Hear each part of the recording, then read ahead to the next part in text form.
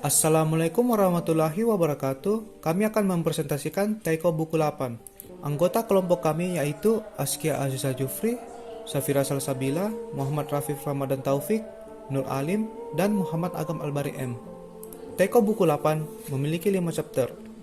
Chapter yang pertama yaitu Kurir Bernasib Buruk yang bertema Perjanjian Perdamaian. Chapter yang kedua yaitu Upacara Berdarah yang bertema Mulainya Pertempuran. Chapter yang ketiga yaitu Dua Gerbang bertema Kekalahan. Chapter yang keempat yaitu Perang Kata-Kata bertema Rapat Penentuan Pewaris Nobunaga. Chapter kelima yaitu Peringatan Tengah Malam bertema Pengkhianatan. Taiko Buku 8 ini memiliki alur maju. Pada tahun Tensho ke-10, 1582, musim panas. Selanjutnya adalah sinopsis. Baik, saya Askia Azizah akan membacakan chapter pertama, yaitu Kurir Bernasib Buruk. Hideyoshi, Kanbei, dan Hitsuemon berencana berdamai dengan pihak Mori. Mereka berbincang bersama Eke si biksu yang menjadi perwakilan marga Mori, namun tidak mendapatkan kesepakatan sehingga perdamaian belum tercapai. Alasan perdamaian tidak tercapai karena Hideyoshi menolak syarat yang diajukan oleh Eke. Setelah berpikir, Hideyoshi ingin Eke kembali segera mungkin untuk berunding kembali agar perdamaian secepatnya terjadi, tanpa diketahui orang lain selain mereka. Pemeriksaan dilakukan sepanjang malam. 2 orang tertangkap. Satu si buta yang ternyata Akechi yang ditugaskan untuk membawa surat dari Mitsuhide untuk marga Mori. Kedua adalah si petapa palsu yang merupakan biksu prajurit Honganji yang membawa laporan rahasia mengenai peristiwa di kuil Honno juga untuk marga Mori. Kanbei dan Hitsuemon kembali berbincang dengan Eke di rumah petani yang kosong di tempat yang disebut Hidung Karak. Hitsuemon menyampaikan syarat yang diberikan oleh Hideyoshi, namun sampai pagi menjelang kesepakatan mereka belum juga tercapai. Hitsuemon menyerah. Ia memberikan posisi pada Kanbei untuk menggantikannya bernegosiasi dengan Eke. Eke sempat tergoyah, namun tetap saja jalan buntu. Kemudian akhirnya Hideyoshi yang berbicara langsung dengan Eke. Hideyoshi meminta Eke bertemu dengan Muneharu, menceritakan perihal tawaran perdamaian ini. Hideyoshi yakin kalau Muneharu sendiri yang akan mengorbankan nyawa untuk menyelamatkan orang-orang di dalam benteng. Pihak Mori mengirim pesan bahwa ia mengizinkan Muneharu menyerah. Namun, Muneharu dengan lantang menjawab bahwa mereka tidak akan menyerah, mereka lebih baik mati di medan perang. Kemudian setelah itu, Eke menemui Muneharu dan melakukannya seperti Hideyoshi katakan. Muneharu menerima persyaratan perdamaian setelah mendengar cerita Eke. Muneharu merasa gembira bahwa setelah ini, marga Mori dan orang di benteng akan selamat. Perdamaian resmi berlaku setelah utusan Hideyoshi Mosuke membawa potongan kepala Muneharu ke hadapan Hideyoshi. Perkemahan Mori kembali kacau setelah kabar kematian Nobunaga terdengar. Orang-orang marah dan merasa tertipu. Kemudian mereka ingin kembali menyerang Hideyoshi, mengumumkan bahwa tidak akan mengkhianati perjanjian perdamaian dan tidak ingin menjadikan Hideyoshi musuh untuk kedua kalinya. Karena ia yakin Hideyoshi yang akan mengembalikan ketertiban meski menerima keputusan itu, Kikawa tetap merasa sedih dan tertipu. Chapter kedua, Upacara Berdarah. Setelah Hideyoshi membuat perjanjian kedamaian dengan klan Mori, Hideyoshi beserta pasukannya langsung pergi ke ibu kota untuk menghadapi Mitsuhide. Pada hari ke-8 setelah kematian Nobunaga, Hideyoshi dan pasukannya tiba di benteng Himeji.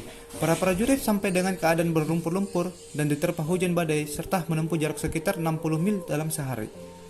Pada hari ke-11, Hideyoshi setelah sampai ke Amagasaki untuk mengumpulkan pasukan dan sekutu untuk melawan Mitsuhide. Di antara sekutu itu ada Niwa Nagahide, Nakagawa Seibei, Takayama Ukon, dan Ikeda Sonyu, dan sekaligus menunggu kedatangan yang mulia Obu Nobutaka. Setelah semua pasukan terkumpul, Hideyoshi dan pasukannya berangkat ke Yamazaki untuk menyerang Mitsuhide. Di sisi lain, Mitsuhide mendengar berita bahwa Hideyoshi dan pasukannya telah sampai di provinsi Hyogo. Mitsuhide tercengang dan tidak percaya bahwa Hideyoshi bisa berdamai dengan klan Mori dan sampai ke Hyogo dengan sangat cepat. Setelah mendapat kabar tersebut, Mitsuhide mengadakan rapat untuk menghadang Mitsuhide dan pasukannya. Pada hari ke-13, peperangan pun terjadi. Mitsuhide yang mau terbagi perhatiannya ke 3 tempat pertempuran tidak menduga bahwa Hideyoshi dan pasukannya berhasil mengambil alih kawasan pegunungan dan membuat pasukannya mengalami kerugian medan yang cukup menyulitkan. Selama 3 jam perang berlangsung, akhirnya pasukan Mitsuhide berhasil dikalahkan oleh pasukan Hideyoshi dan berhasil dipukul mundur. Selanjutnya saya akan membacakan sinopsis chapter 3 yang berjudul Dua Gerbang. Mitsuhide yang berada di perkemahan Onbosuka menerima kabar dari bawahannya yang bernama Gyobu bahwa pasukannya telah mengalami kekalahan dari pasukan Toyotomi Hideyoshi. Mitsuhide termenung karena baru saja 3 jam yang lalu prajurit yang berperang sekarang telah mengalami kekalahan. Lalu kabar mengejutkan lagi datang dari bawahannya yang bernama Yojiro bahwa pasukan Suisui Junkei muncul di medan tempur dan menyerang sayap kiri yang dipimpin oleh Seito Toshimitsu. Karena itu seluruh korpsnya tak kuasa menghalanginya dan mereka menderita kekalahan total. Mitsuhide yang mendengar kabar tersebut tertawa, lalu dengan tergesa-gesa Mitsuhide menyuruh bawahannya untuk mengumpulkan pasukan yang tersisa untuk menyerang Hideyoshi. Namun saat pasukannya akan berangkat, salah satu bawahannya yang bernama Tatewaki menghalanginya dan berkata kepada Mitsuhide untuk memikirkan kembali rencananya yang akan menyerang Hideyoshi dengan pasukan yang tersisa, dan menyarankan kepada tuannya Mitsuhide untuk mundur terlebih dahulu ke Soryuji dan menyusun ulang rencana sekaligus mengumpulkan pasukan untuk menyerang kembali Hideyoshi. Mitsuhide yang mendengar saran dari bawahannya akhirnya setuju dan memerintahkan pasukannya untuk kembali menuju Soryuji. Dikarenakan membawa pasukan yang banyak terlalu beresiko, Mitsuhide hanya pergi dengan bawahan-bawahannya yang paling terpercaya. Setelah sampai ke benteng Soryuji dan membahas rencana di sana, Mitsuhide memutuskan untuk mundur ke Sakamoto. Namun dalam perjalanannya kembali ke Sakamoto, Mitsuhide dihadang oleh para bandit. Mitsuhide terjatuh dari kudanya dan menggeliat dan mengerang kesakitan. Mitsuhide sempat diangkat oleh para bawahannya ke atas kuda, namun Mitsuhide tidak mampu untuk meneruskan perjalanannya. Sebelum meninggal, Mitsuhide menyuruh bawahannya untuk mencatat pesan darinya. Setelah itu, Mitsuhide mengambil pedang pendek dan menggorok lehernya sendiri. Para bawahannya yang setia berkumpul di samping jenazah Mitsuhide dan menggorok leher mereka menyusul Mitsuhide ke akhirat. Baik, selanjutnya saya akan membacakan chapter 4, Perang Kata-Kata. Sinopsisnya yaitu, Shibata Katsue adalah panglima yang termasuk pada pengikut senior Marga Oda. Ia telah turut serta dalam banyak pertempuran dan telah menyaksikan banyak perubahan selama perjalanan hidupnya. Ia berasal dari keluarga terpandang dan ia membawahi pasukan yang kuat. Ia sendiri pun beranggapan bahwa hal tersebut tak perlu dipertanyakan jika ia cukup pantas sebagai panglima. Pada hari keempat di bulan ke-6, ia berkemah di Owazaki di Echu. 12 hari telah berlalu sejak Katsue menerima kabar mengenai kematian Nobunaga. Memang benar, Hideyoshi yang tengah menggempur klan Mori di wilayah barat mendapat laporan dari Kyoto 1 hari lebih awal dari Katsue. Tapi pada hari keempat di bulan itu, Hideyoshi telah berdamai dengan pihak Mori. Pada hari kelima, ia telah berangkat. Pada hari ke-7, ia tiba di Himeji. Pada hari ke-9, ia berpaling ke arah Amagasaki. Pada hari ke-13, ia menaklukkan Mitsuhide dalam pertempuran di Yamazaki. Dan pada waktu Katsue mencapai perbatasan Omi, Hideyoshi telah membersihkan ibu kota dari sisa-sisa pasukan musuh. Katsue tak pernah menilai Hideyoshi berdasarkan penampilannya, malah sebaliknya, ia mengenal Hideyoshi cukup baik dan kemampuan Hideyoshi tak pernah ia anggap enteng. Meski demikian, Katsue tak habis pikir bagaimana cara Hideyoshi berhasil meninggalkan wilayah barat begitu cepat. Keesokan harinya, pertahanan di sekeliling perkemahan Katsue mulai diperkuat. Semua jalan dijaga ketat dan orang-orang yang datang dari ibu kota dihentikan oleh para prajuritnya untuk diperiksa. Menjelang akhir bulan, kedua putra Nobunaga yang selamat, Nobutaka dan Nobuo, dan para jenderalnya termasuk Katsue dan Hideyoshi tiba di Kiyosu. Sebelum rapat dimulai, semua orang sibuk mengira-ngira masa depan masing-masing dan mencoba menerka apa yang ada dalam pikiran orang lain. Sementara itu pertentangan dan persetujuan yang tak terucapkan terus berjalan. Sama halnya dengan penyebaran desas-desus yang tak berdasar. Dengan segala cara orang-orang berusaha merangkul yang lain serta mencegah pihak lawan. Tak lama kemudian rapat pun dimulai. Sebelum rapat tersebut, Katsue telah bekerja sama dengan Nobutaka agar dijadikan sebagai pewaris. Namun dengan pendapat dari Hideyoshi yang lebih mendukung Shimboshi dengan alasan garis keturunan marga Oda, membuat Katsue kesusahan mempertahankan argumennya untuk membantu Nobutaka. Setelah sepanjang hari melakukan perundingan dalam rapat besar penentuan pewaris Nobunaga, suasana ruang rapat telah berubah. Secara tegas Katsue menyatakan bahwa ia bersedia mengalah dan menerima usul Hideyoshi. Semuanya telah sepakat bahwa Shimboshi akan dikukuhkan sebagai pewaris Nobunaga. Baik, saya akan melanjutkan materi yang telah disampaikan oleh teman saya sebelumnya. Minasan, watashi no namae wa Safira Salsabila desu. Ja, minasan, kita udah sampai di chapter terakhir di buku 8 Taiko. Judulnya chapter 5 Peringatan Tengah Malam. Tema dari chapter ini adalah pengkhianatan. Berikut sinopsisnya. Penerus provinsi Nobunaga sudah ditentukan. Ia adalah Shimboshi. Shimboshi akan berdiam di benteng Gifu.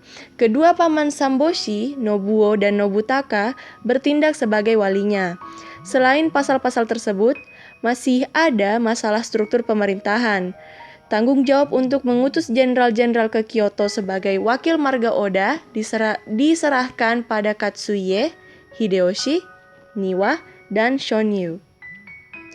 Upacara pertama untuk memperingati kematian Nobunaga seharusnya diselenggarakan pada hari sebelumnya. Namun karena sikap Katsuie pada rapat kemarin, mungkin saja upacara ini dapat diperingati pada waktu yang tepat. Dan setelah malam pun berlalu dan upacara peringatan ditunda sampai keesokan harinya. Upacaranya diadakan pada malam hari dan setelah upacara tersebut, Niwa, Takigawa, Shonyu, Hachiya, Hosokawa, Gamo, Tsutsui, dan para jenderal lain, mereka pindah ke ruang jamuan makan.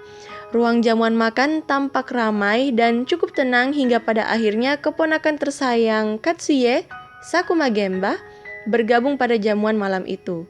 Ia bersikap lancang pada Hideyoshi yang 17 tahun lebih tua darinya. Tapi Hideyoshi memiliki sikap yang mulia dan arif dengan tidak terbawa suasana akan sikap kelancangan dari Genba. Sehingga ia memilih untuk meninggalkan ruangan dan kembali ke bentengnya yang berada di barat kota. Setelah hasil penentuan pewaris provinsi Nobunaga, tampaknya masih ada yang memiliki sekat di antara para jenderal-jenderal tersebut. Setelah Hideyoshi kembali ke bentengnya, semua para jenderal sedang mendiskusikan cara untuk menghentikan Hideyoshi, termasuk Katsuya yang masih berada di sana. Namun, Tuan Kepala Biara mencuri dengar pembahasan mereka dan langsung memberitahukannya kepada Hideyoshi untuk tidak datang pada jamuan makan untuk Yang Mulia Shimboshi besok. Mendengar hal ini, Hideyoshi akan melakukan cara untuk langkah-langkah yang akan dilakukan selanjutnya. Baik, selanjutnya itu saya akan membahas tokoh dan penokohan. Yang pertama, Shibata Katsue. Bersikap tegas, taat terhadap peraturan, bersikap sigap, dan penuh kehati-hatian. Begitu orang seperti Katsue memulai misi sepenting ini, segala sesuatu harus dilakukan berdasarkan peraturan, dan itu menuntut sikap hati-hati dan pemilihan waktu yang tepat. Yang kedua ada Nobuo, bersikap lesu dan pemalu. Pembawaan Nobuo lesu dan negatif, dan satu-satunya sikap positif yang ditunjukkannya adalah perlawanan terhadap Nobutaka. Selanjutnya ada Nobutaka, bersikap tegas, agresif, tidak pemalu, membuat keputusan dengan hati-hati berdasarkan informasi. Nobutaka jauh lebih pantas menjadi penerus Nobunaga di medan tempur. Ia jauh lebih menyerupai panglima daripada Nobuo. Ia memperlihatkan ambisi besar dalam tutur katanya sehari-hari. Selanjutnya itu ada Hideyoshi, selalu waspada, cerdas, dan percaya diri. Selanjutnya ada Mineharu, rendah hati dan sederhana, ramah, setia, rela berkorban. Selanjutnya ada Kanbei, sopan, tegas, pekerja keras, perhatian. Selanjutnya ada Akechi, baik, setia, pendengar yang baik, mampu mengendalikan diri dengan baik, berani. Selanjutnya ada Ekei, tegas, setia, beribawa. Selanjutnya ada Hitsuemon, yaitu bersikap loyal. Selanjutnya ada Takigawa Kazumasa, memiliki sikap gagah dan tersohor. Takigawa Kazumasa misalnya mempunyai sikap gagah yang oleh semua orang diakui sangat penting bagi jenderal tersohor. Selanjutnya ada Niwa Nagahide, bersikap sederhana, anggun, dan tegap. Niwa Nagahide memiliki kesederhanaan yang anggun dan dengan garis rambut yang mulai mundur, ia tampak seperti prajurit yang tegap. Selanjutnya ada Shamboshi, memiliki sifat kekanak-kanakan dan ceria. Shamboshi baru berusia 2 tahun dan ia pun tak bisa diam ketika dipangku walinya di hadapan para pembesar. Ia merentangkan tangan, mendorong dagu Tomba dan berdiri di pangkuannya. Selanjutnya ada Sakuma Genba, memiliki sifat sombong dan berani. Genba dapat dipandang sebagai anak kecil yang tak mengenal penderitaan dunia sesungguhnya. Oleh sebab itu, ia dikenal sombong dan berani. Ini saya akan membacakan latar tempat dari buku Taiko 8. Yang pertama ada Benteng Takamatsu. Benteng Takamatsu masih terkepung hamparan air. Malam sebelumnya salah satu bawahan telah mendatangi benteng itu untuk menerima pernyataan menyerah. Lalu ada Sungai Fukuoka. Pada hari ke-7, Hideyoshi tiba di tempat penyeberangan Sungai Fukuoka dan menemukan sungai itu tengah banjir. Lalu selanjutnya ada Benteng Himeji. Dari senja sampai lewat tengah malam, tanah terasa bergetar ketika 10.000 prajurit bergabung dengan divisi masing-masing di luar Benteng Himeji. Lalu selanjutnya ada Tonda. Akhirnya Hideyoshi berkemah di Tonda malam itu. Tapi keesokan harinya ia menerima laporan bahwa Nobutaka dan Niwa telah tiba di tepi sungai Yodo. Lalu selanjutnya ada Azuchi. Mitsuhide berdiam di Azuchi dari hari ke-5 sampai pagi hari ke-8. Latar selanjutnya ada Shimotoba. Mitsuhide berangkat sekitar siang tanpa meraih apa-apa. Ia tiba di Shimotoba kira-kira pada waktu yang sama saat Hideyoshi menikmati tidur siang singkatnya di Yamagasaki. Latar berikutnya yaitu Uozaki Deechu. Pada hari keempat di bulan ke-6 ia berkemah di Uozaki Deechu. Lalu selanjutnya perbatasan Echizen dan Omi. Waktu pasukan utamanya mencapai perbatasan antara Echizen dan Omi, hari ke-15 di bulan itu telah tiba. Baru menjelang siang keesokan harinya barisan belakang dari Kitanoso menyusulnya. Selanjutnya ada pegunungan Yanagase. Desa pegunungan Yanagase dipenuhi kuda dan orang. Ibu kota terletak di sebelah barat. Selanjutnya ada Kiyosu. Menjelang akhir bulan, kedua putra Nobunaga yang selamat, Nobutaka dan Nobuo, dan para jenderalnya termasuk Katsui dan Hideyoshi tiba di Kiyosu. Berikutnya ada Yamazaki. Setelah pertempuran Yamazaki, ia pun mulai membenci Hideyoshi. Selanjutnya ada Amagasaki. Ia memanggil para jenderalnya ke markas dan membahas strategi pertempuran. Ia belum juga menyadari bahwa Hideyoshi sudah berada di Amagasaki. Selanjutnya ada Onbozuka, yang kini berada di tangan anak buahnya dan sengaja mendirikan perkemahan di Onbozuka.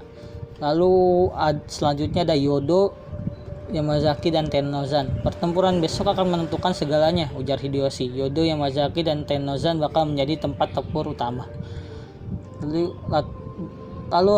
latar kedua di Onbozuka juga yaitu angin sunyi berhembus di antara pohon pinus yang tumbuh di sekitar perkemahan Mitsuhide di Onbozuka.